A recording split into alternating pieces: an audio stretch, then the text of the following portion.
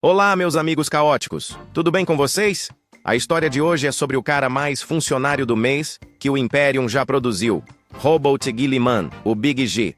E já aviso, pega uma cadeira confortável e um café forte, porque esse desgraçado aparece em praticamente todo canto da heresia de Horus. Como sempre, vamos começar do jeito certo, voltando no tempo, antes do Imperador encontrá-lo. Guilliman também atende por Filho Vingador, o Vitorioso, Mestre de Ultramar e Lâmina da Unidade.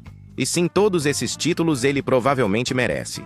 Diferente de outros primarcas que têm um passado cheio de mistério, a juventude dele é bem documentada, porque o Imperium fez questão de esfregar a história na cara de todo mundo como propaganda.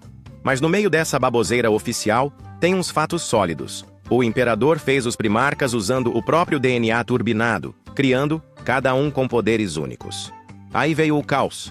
Sequestrou as cápsulas e espalhou tudo pela galáxia como se estivesse jogando dado no Warhammer. Algumas cápsulas ainda se ferraram no caminho, sendo detonadas pela energia do Imaterium. A de Guilliman caiu em Macragge, um planeta seco, mas habitável, parte de um império humano caído. O lugar era organizado, com indústria funcionando, navezinha de dobra de curto alcance e gente teimosa o bastante para continuar viajando até durante tempestades disformes. A cápsula foi achada por uns magnatas caçando. Eles abriram e... BUM! Um bebê perfeito, brilhando que nem propaganda de pasta de dente. Levaram para o cônsul Conor Guilliman, um dos líderes mais poderosos de Macragge, que pensou, por que não? E adotou o moleque. Guilliman cresceu no modo 2x, de velocidade, e aos 10 anos já sabia mais que qualquer professor. História? Check. Filosofia? Check. Ciência? Check. Mas onde ele realmente brilhava era na arte da guerra. E Macragge valorizava isso mais que qualquer diploma. Ao atingir a maioridade, ganhou o comando de uma expedição para domar Ilium, um ninho de bárbaros no norte. Resultado? Venceu. Rápido e ainda ganhou o respeito dos guerreiros locais. Quando voltou, achou a capital pegando fogo. Literalmente. O cocônsul Galan tinha dado um golpe contra Conor, apoiado por aristocratas que não gostavam das reformas que ajudavam o povo e ferravam os privilégios deles. Guilliman correu para salvar o pai adotivo, mas chegou tarde. Conor resistiu por 3 dias, todo fudido, e antes de morrer, contou quem eram os traidores. Aí, meu amigo, o bicho pegou.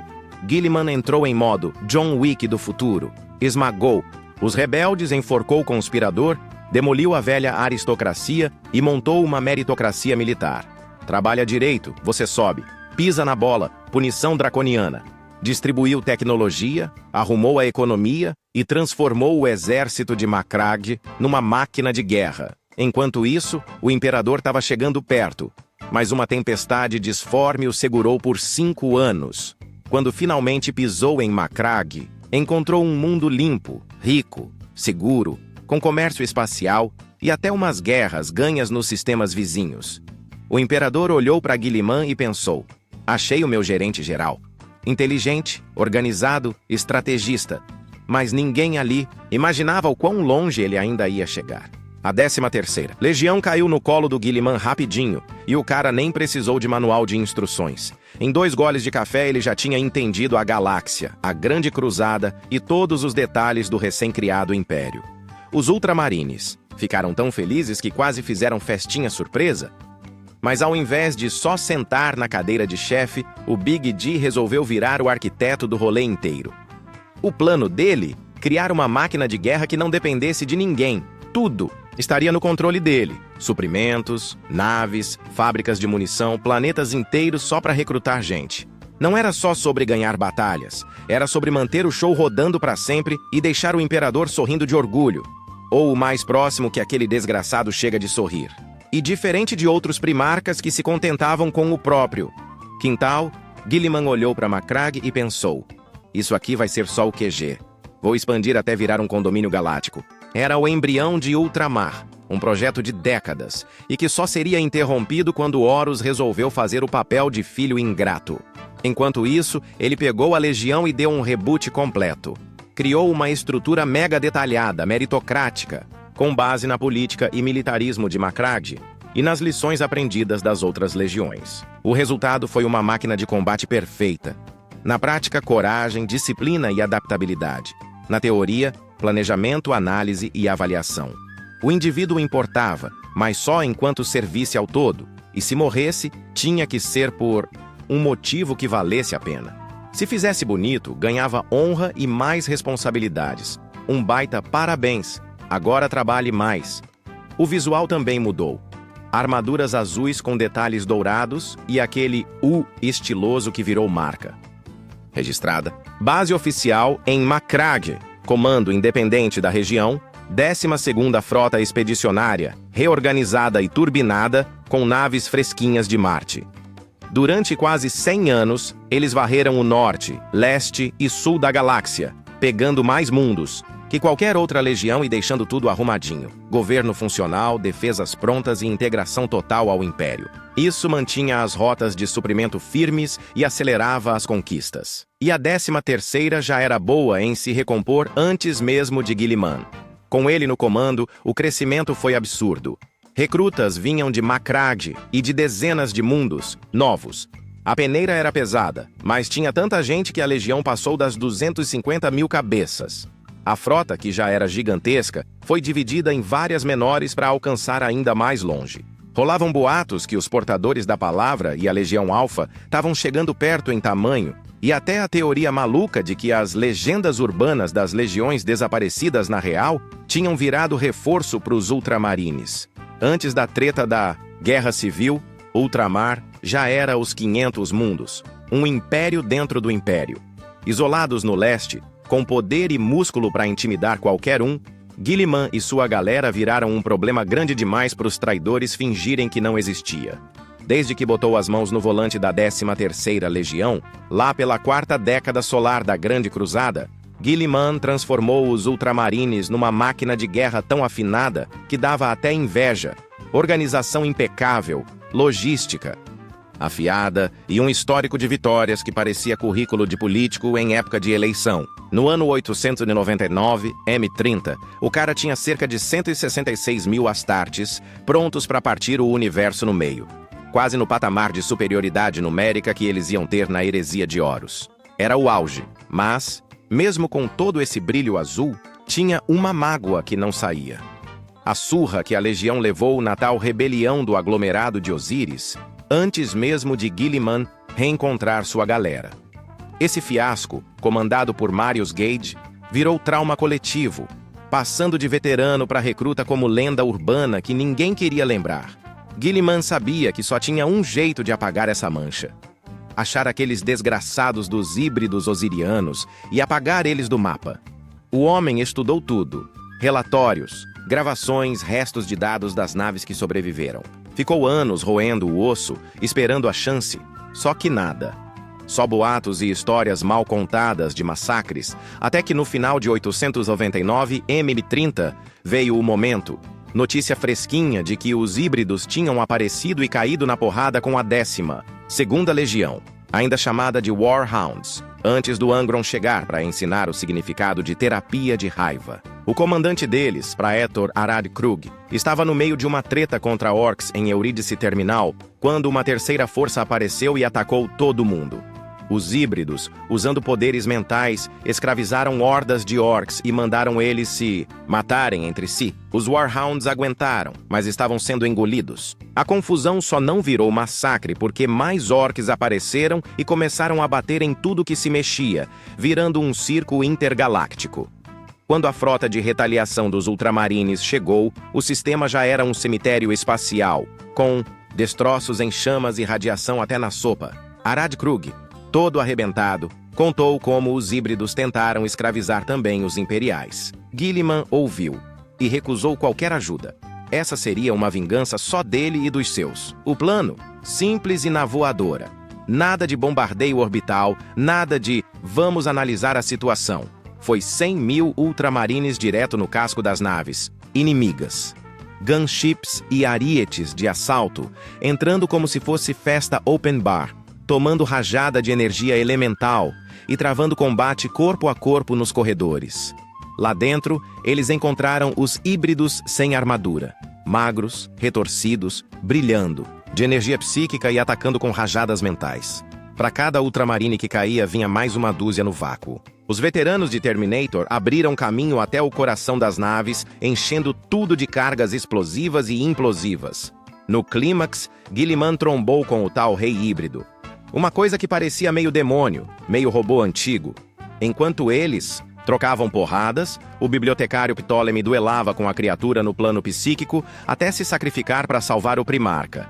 Guilliman, no auge do ódio, arrancou o cérebro brilhante do bicho e esmagou sob a bota. Uma a uma, as naves inimigas foram para o saco, destruídas de dentro ou detonadas pela frota. Sem seus mestres, os exércitos escravizados morreram junto. No final, só sobraram uns orcs cambaleando, sem força nem para gritar. Uá! O preço? Alto pra cacete. Milhares de ultramarines mortos, incluindo veteranos terranos. Mas Guilliman pagou sorrindo. E se fosse preciso, pagaria de novo. Kalt era aquele planeta bonitinho de ultramar, cheio de campo verde e produção agrícola que dava inveja. Além de plantar pra caramba, a indústria do lugar estava crescendo tão rápido que na época da heresia de Horus já ameaçava bater de frente com Macragge. E não era só isso. Os caras ainda queriam meter um anel orbital no estilo de Terra, para puxar carga do espaço rapidinho e barato. Coisa fina, projeto megalomaníaco digno de Imperium.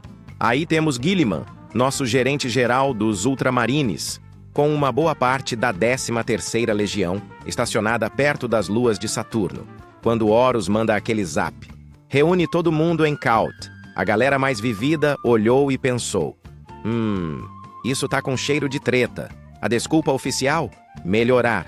A imagem dos portadores da palavra, juntando eles com os Ultramarines numa operação conjunta. Guilliman, mesmo com o pé atrás, obedeceu. Só que ninguém contou pra ele que Lorgar e sua turma já tinham virado a casaca pro caos. Então, assim que se encontraram, os portadores meteram bala na frota azul e começaram a descer o cacete nas tropas em terra. Os Ultramarines ficaram tipo, não é possível, os caras são aliados. E hesitaram, o que só piorou a situação. Guilliman, no entanto, não nasceu ontem. Reagrupou no espaço graças ao Capitão Ventanos, que retomou os silos de defesa e deu aquele respiro. No chão, a resistência durou o suficiente para que o resto da legião chegasse e botasse os traidores para correr. Mas o preço foi absurdo.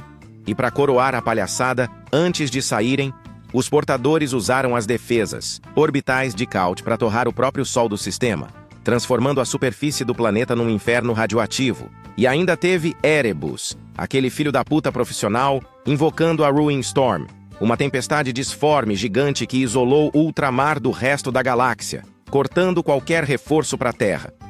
No meio dessa bagunça, Guilliman ainda encarou Cor Fyron, que quase o mandou pro saco com uma lâmina amaldiçoada. Mesmo ferido, o Primarca conseguiu botar o véio para correr.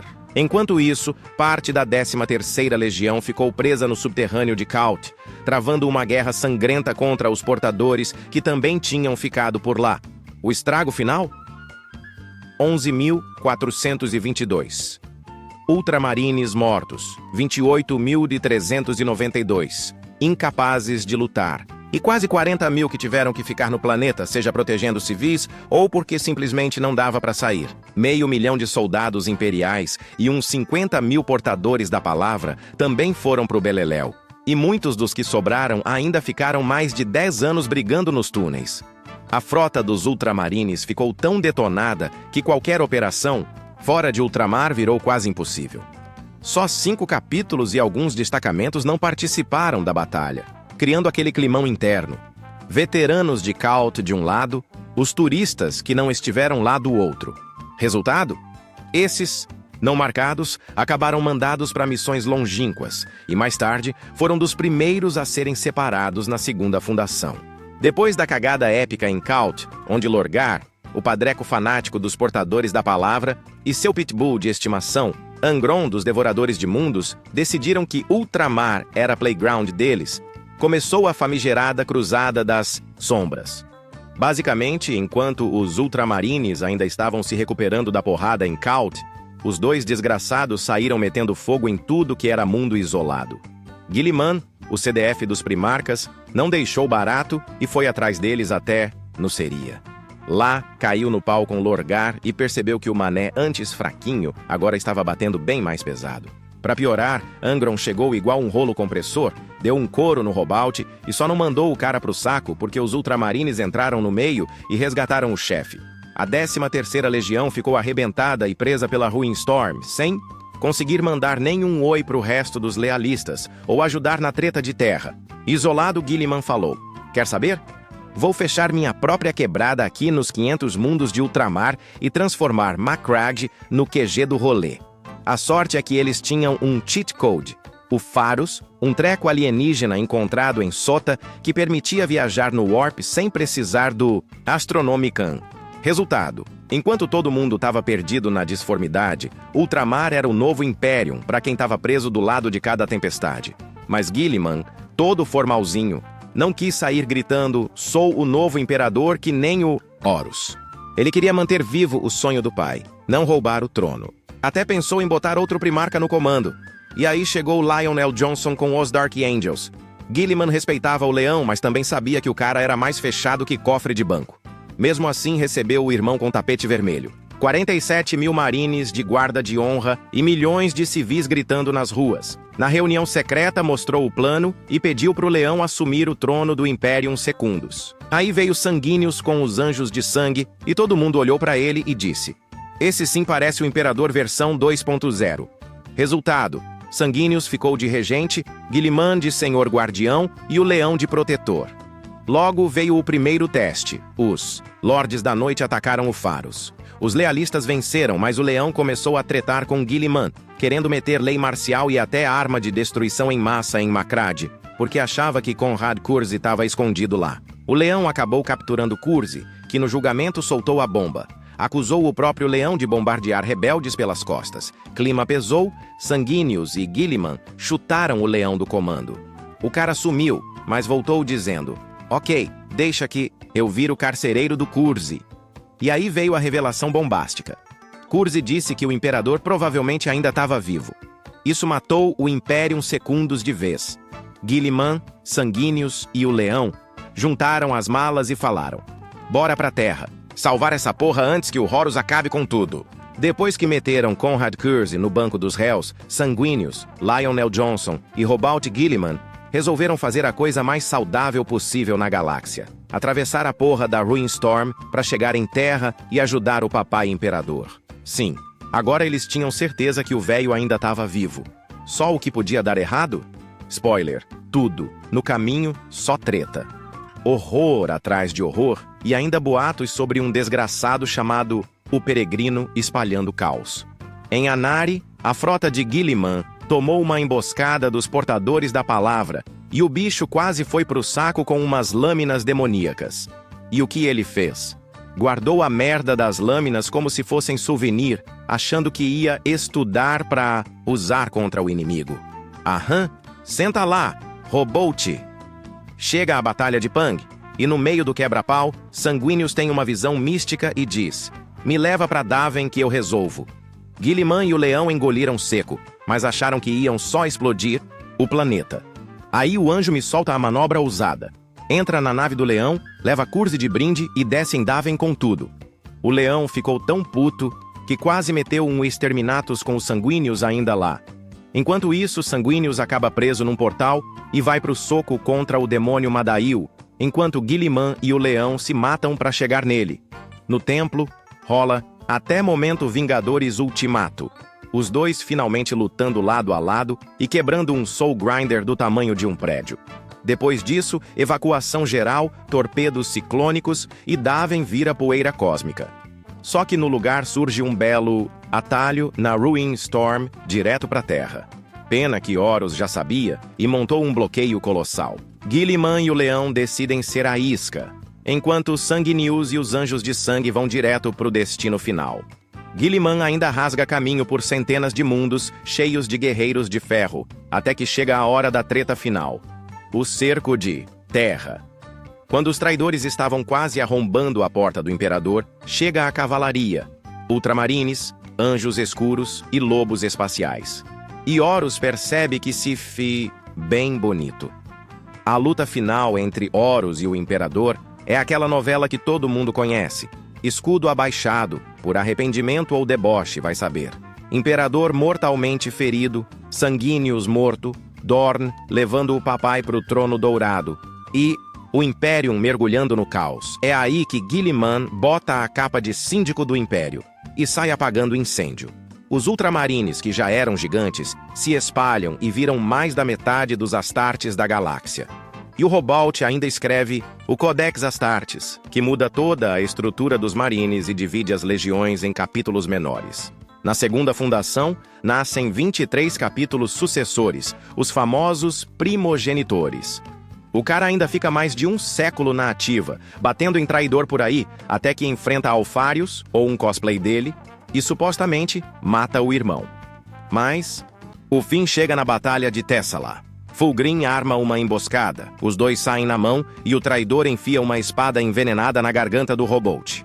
Resultado: Guilliman é colocado num campo de estase e volta para Macragge, onde fica 10.000 anos como um enfeite de luxo e santo de devoção, esperando o dia de acordar e meter o pé na porta do destino.